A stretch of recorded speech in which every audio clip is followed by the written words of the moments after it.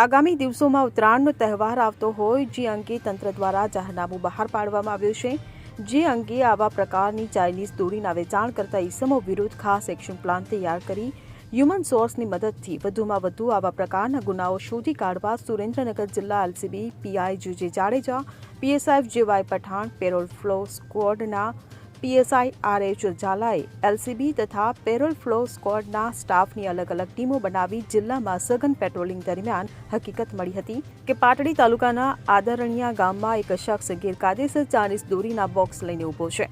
બાતમીના આધારે રેડ કરતા આરોપીઓના કબજામાંથી ગેરકાયદેસર પ્લાસ્ટિકની ચાઇનીઝ દોરીના ટેલર નંગ 192 જેની કિંમત ₹19,200નો ગેરકાયદે મુદ્દામાલ મળી આવતા આરોપી ગણેશભાઈ ભોપાભાઈ ઠાકોર અને મયુરભાઈ નનુભાઈ દેસાઈ નામના આરોપીઓએ જાહેરનામાનો ભંગ કર્યો હોય આ બંને શખ્સો વિરુદ્ધમાં કાયદેસરની કાર્યવાહી કરી ઝીંઝુવાડા પોલીસ સ્ટેશન ખાતે ગુનો દાખલ કરાવી આગળની કાર્યવાહી હાથ ધરવામાં આવી છે.